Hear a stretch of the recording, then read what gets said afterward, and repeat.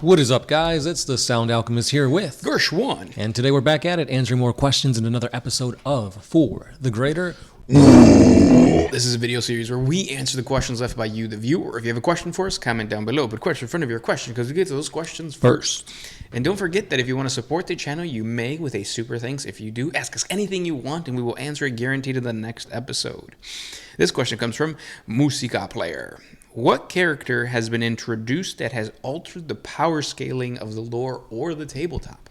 So that's a really good question because when it comes to 40K and you're trying to power scale things, the lore can be all over the place. You've got literal gods in the form of Catan, which you have actual gods and like the Chaos gods, Gork and Mork, that like indirectly play a huge role.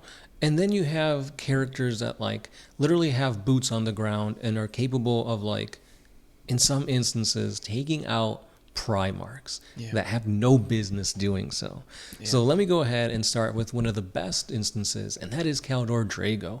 This guy is a Grey Knight librarian who literally beat down Demon Primarch Mortarion, carved his fallen master's name on Mortarion's heart, and banished him back into the warp.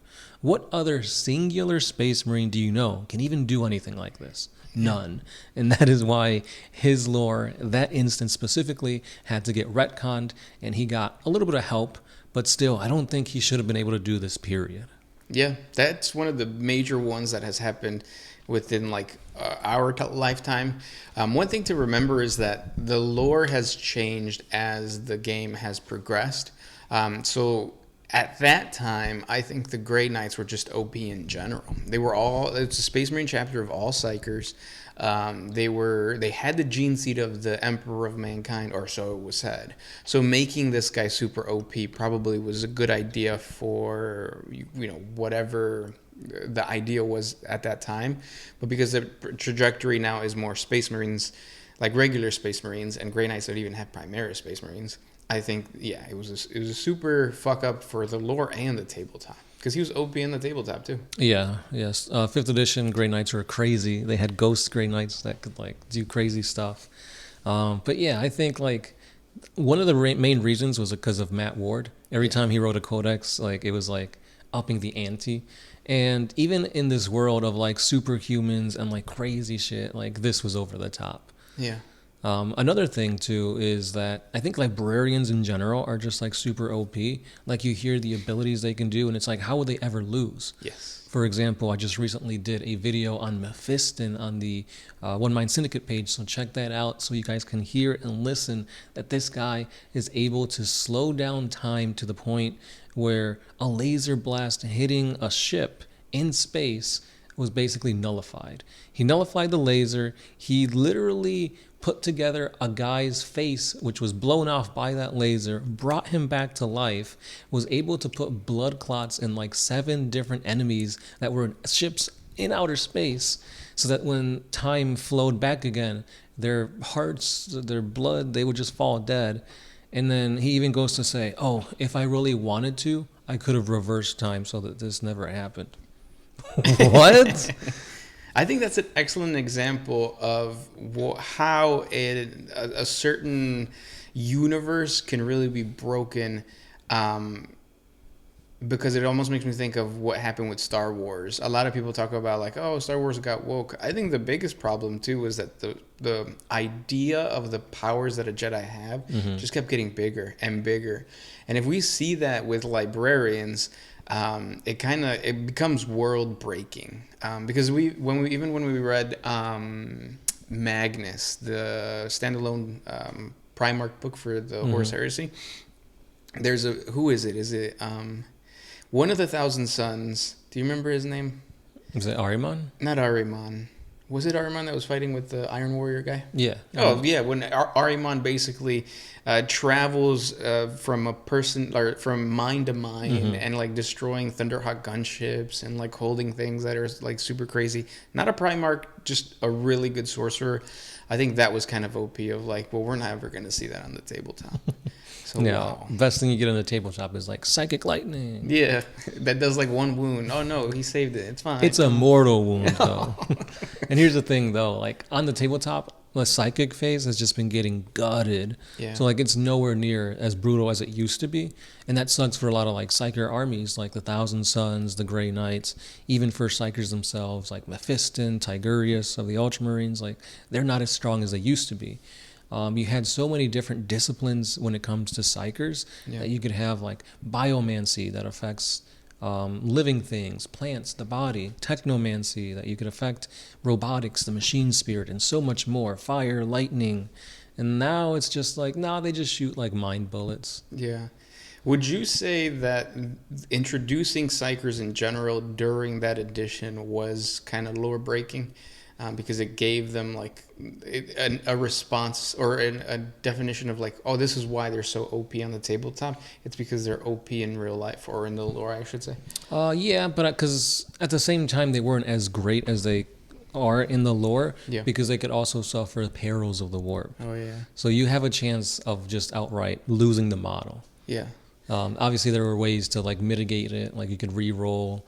If you're a Grey Knight, I think you could give them like a relic that helps them never perils. Yeah. But still you're paying points for this. So there's a little bit of balance, and like that was a cool thing. It's like, yeah, my guy can like blow you up, but he risks getting attacked by like Psych Nuin, demons, etc. Yeah. Yeah. Yeah, and I think it's always difficult whenever there's named characters outside of the tabletop that are introduced. So for a while, Titus, right? Mm-hmm. He's an example of someone that if you play him on the tabletop, he probably won't be OP, but like lore-wise, you kind of feel like, why is this dude walking behind Marnius Calgar? Like, he doesn't have anything special. Yeah, he's not a psyker. He's not a blank. Why can he switch the Necron thing from regular to Wumbo and nothing happens to him? But then again, the other two said they had the same thing happen to them. So, like when the dude goes up there and he's like, "Yeah, let me do this with my metallic arm," and he's like, "Oh, it hurts." And he's like, it doesn't. Why would you put sensory things on like a metal arm? Or I guess, well, I don't know. Who knows? But yeah, those are some of the characters that I think have been the major character that has been introduced that everybody was like, oh fuck. Or did you have another one? I was gonna say the Emperor. Like if they introduce him as an actual playable character on the battlefield, like that's gonna be too much. I thought about that with Gilliman, like when they started introducing Primarchs, but then realizing that like, oh no, they're just like tanks. Like they're basically like super heavy tanks. So yeah, they're expensive, and if they go down, like that's a big chunk of your army. Yeah, then you're suffering because of that. Yeah. Next question comes from Deathly Tree. How you guys play 40K D&D? That's a good question. Yeah, so if you legit want to play 40K D&D, there is a game called Wrath and Glory, which is pretty much that.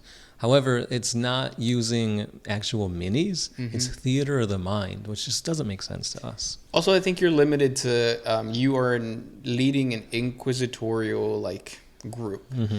So the narrative aspect of it is a little bit I mean, it's still really wide because inquisitors go everywhere, but it is one of those things where like you either have to follow the Inquisition or follow the Acolytes, but something imperial basically.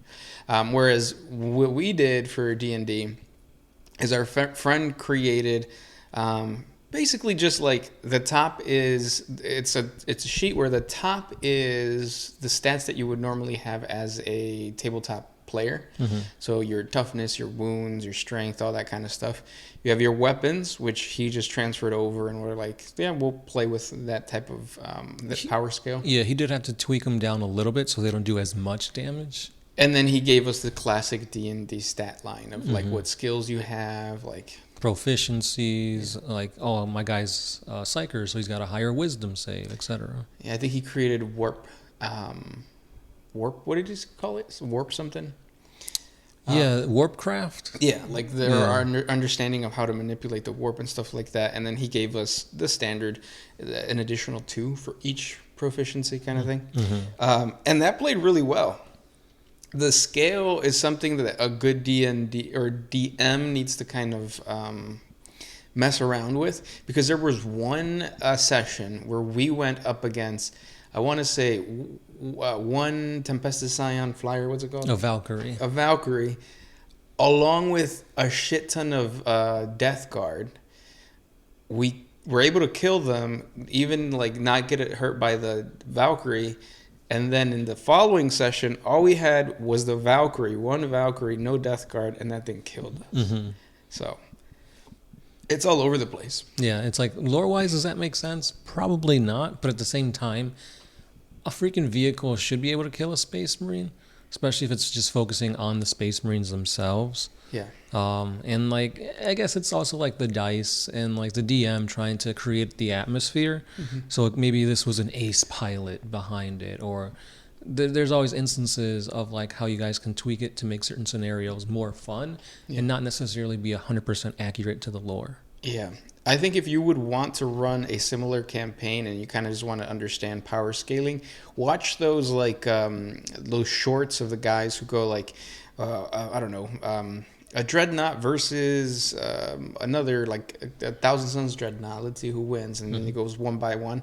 More than likely, it's a game of who shoots first. Yeah.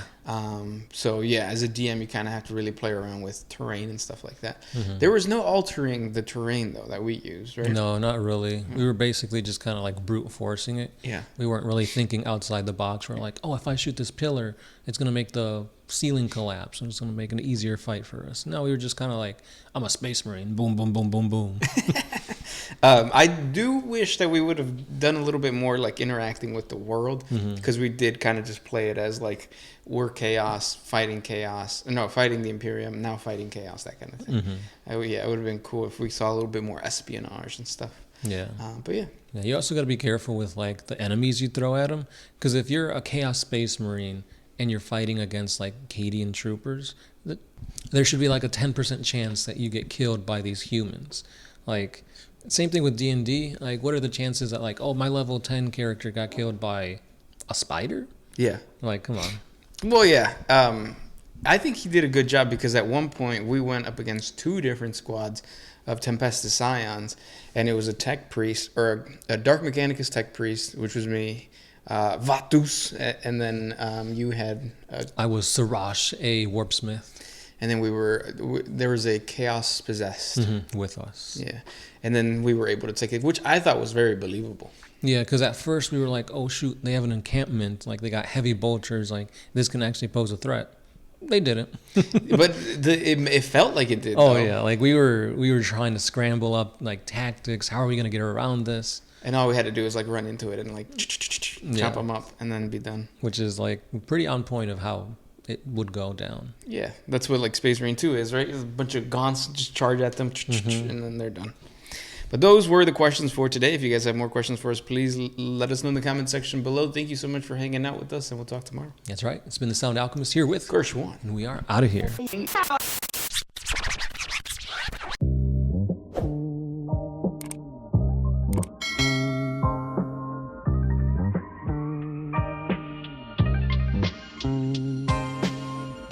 Oh, if you could put my freedom